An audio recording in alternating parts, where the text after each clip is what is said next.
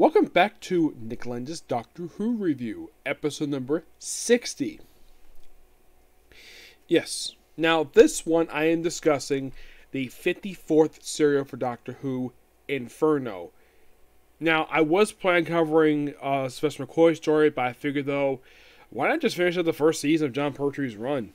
Basically with this classic episode, Inferno, which does have some minor consequences in expanded media, and the whole idea of parallel worlds that we revisited in New Who.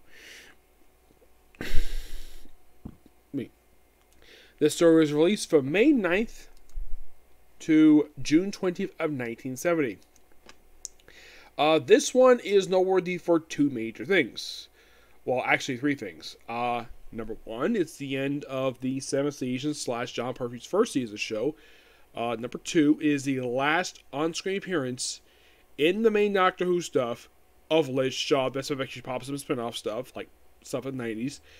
It is also noteworthy for being the last story ever in history of Doctor Who to be more than 6 parts.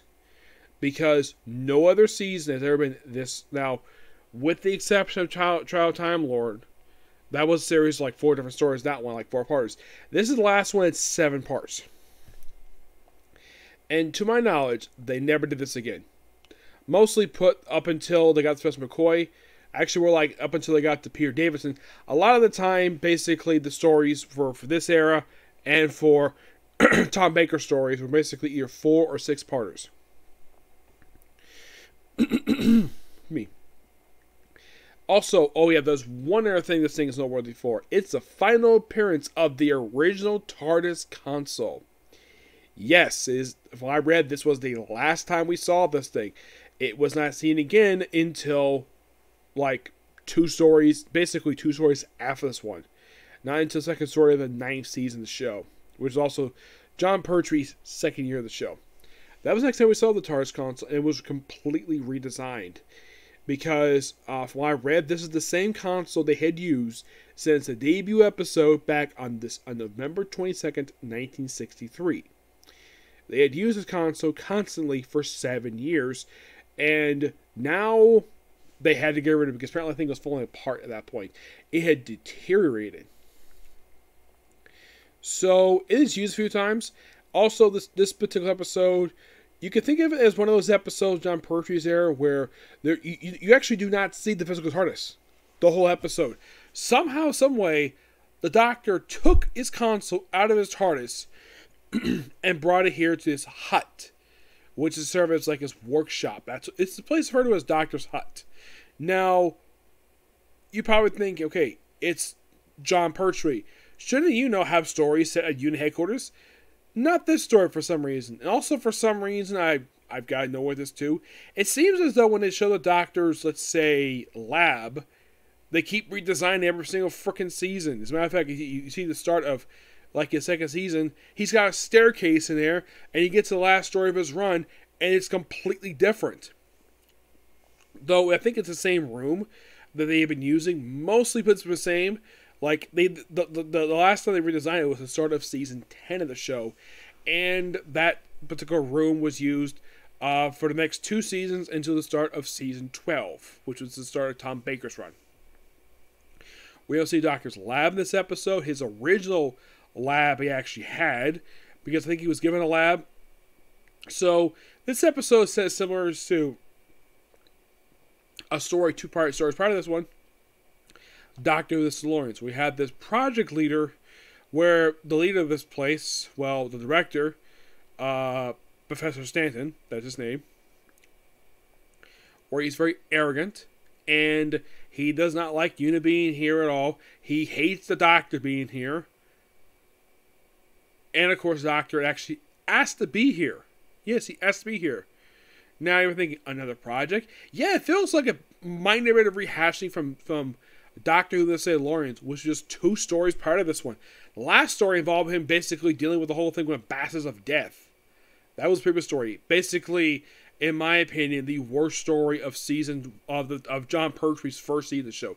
I love Spirit in Space. It's an excellent story. It's a good start for his era. I'll basically talk more about this in a minute, because basically this is the end of his first year.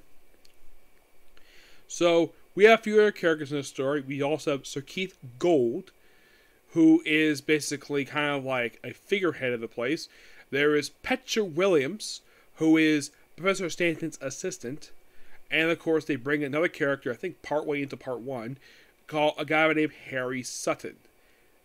Actually, it was Greg. It was Greg. Greg Sutton, who is a driller from Australia. He basically was brought there from Kuwait. Yeah, Kuwait. Yeah, which, that's a long flight. That must take several hours. He is brought in because he's an oil drilling expert, and he knows a lot about drilling. He wants basically the drilling. Basically, Sir Keith mentions that he brought this guy in, just to make sure everything goes nice and smoothly and follows proper procedure.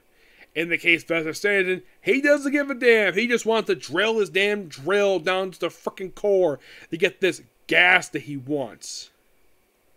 Yes, the whole story, he's obsessed with getting this gas. At one point, there's also a key thing with the story with the second shaft. The second shaft is basically that has some issues with it.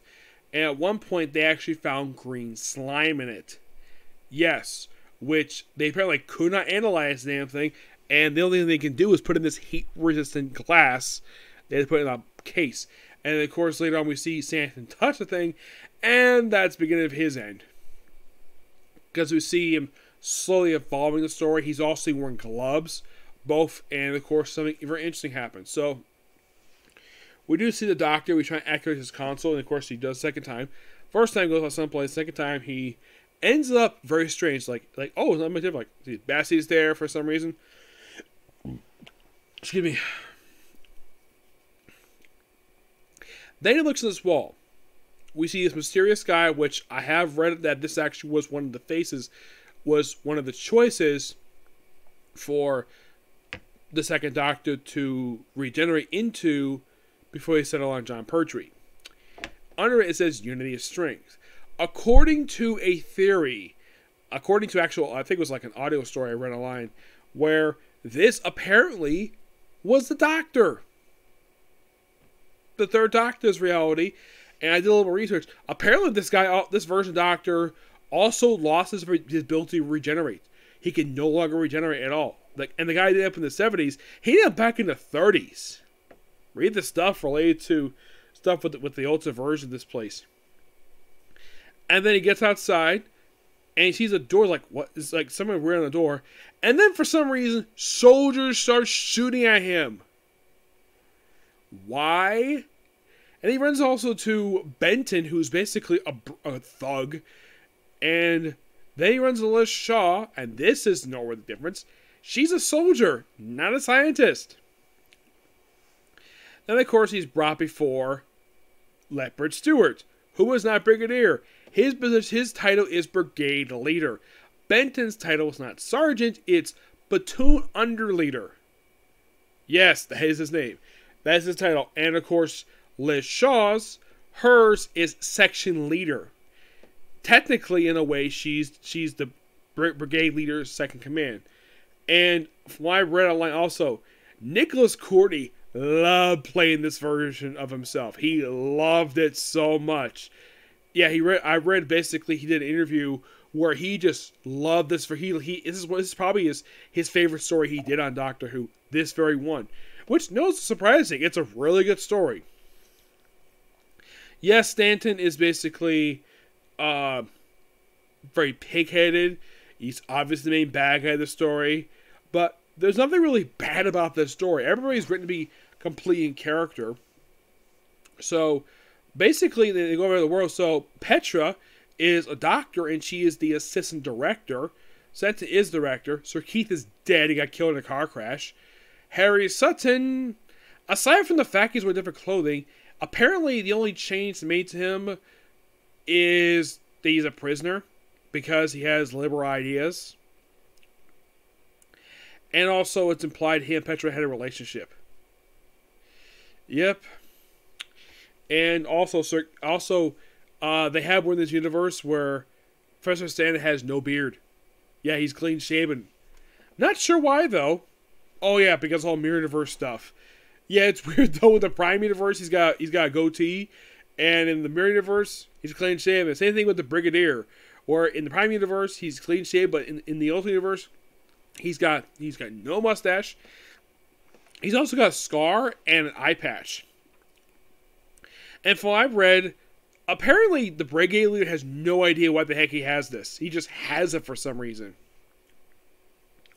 I'm like, okay, interesting.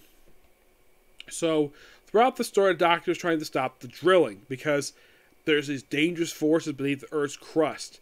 Now, I do agree with the criticism. The only weakness of the story is the new creature, the parent Primoids, as they're referred to as. Yeah, they're very cheap effects. I mean, I agree. That's the only weakness of this whole story, is them. Everything else in the story is awesome.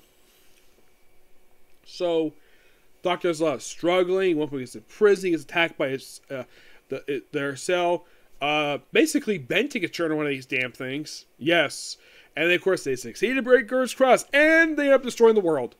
Yes, so they had to go do a race against time to basically activate Darkest TARDIS console to get back there. And the Brigade leader, who is a big grunt, and he ends up fighting Greg, and then he gets shot by the section leader. And Doctor gets transported, and all of them die. Though I have read that there's an alternate version of the story where they all survived, and they end up in the Prime Reality somehow. Doctor gets back to Prime Reality, and basically tells them about the second shaft, which basically is about to explode. And of course, in reverse, the Professor's not happy with this. Sir Keith does survive the car crash, and of course, basically, he's going to charge him with, well, redirecting his chauffeur. So then we have just Stanton turn one of these creatures, not everybody. And of course, he is stopped. And eventually they have a race against time where they actually had to, well, restore control. At one point, you actually had a doctor actually try to paralyze the Professor by one of his Aikido stuff. All he did was put 2 fingers in his neck. That's it. Is it a gun? No, doctors use guns. Well, except for one story. But he's taken care of. The project shut down. This baby gets run away. And of course, well, after the story, Les Shaw is never seen again. And of course, the Brigadier is still seen the next season. We got basically a soft reboot at the start of the next season because, of course, Liz Shaw's gone, replaced with Joe Grant. Now, I have heard of there was actually 2 reasons why she was removed from the show. Number 1, apparently the actress Caroline Joan was pregnant at the time, and she was not considered renewing her contract. And the producer decided not to renew her contract anyways. He had no idea she was pregnant, so that's why she left the show. I was wondering why she left, and figured, that's the reason why? So, yeah. So, this overall is a good story. I'm going to give it a rating of a 9.5 out of 10. It's an excellent story. It's just the Primoids and weakness. Final thoughts on the first season of Jon Pertwee's run. It had a good start with Spirit in Space. A good next step with Doctor and the Silurians. And then we have the terrible pacing that is Ambassadors of Death, which I am not a fan of the story. The story is mostly boring, and it's got terrible pacing. This one, despite being 7 parts, doesn't feel as, I think that maybe they could have cut down 1 episode. But the Ambassadors of Death, they could have cut out at least 4 or 5 episodes of the damn thing because it was too freaking long. This one, I could have cut out 1 episode. Yeah, they probably could have done it. And of course, they had this weird effect go between the Ultimate Universe and the Prime Universe, where this little glittery effect and just evolve back and forth. But this overall was a good story, and it's a good first season of the show. And I have now reviewed 2 out of 5 seasons for Jon Pertwee's run. And also, this is also I believe the 4th season I finished up reviewing for Doctor Who. Because you have this season, season 11, season 12, and I believe it's season 16. So yeah, now we have 4 seasons down, and basically about 22 left. Yep, 22. There's a few other seasons that got 1 episode left to go. Season 10 has got 1 episode. 9's got, now, in the case you're curious, how many more stories have to go for Jon Pertwee's era?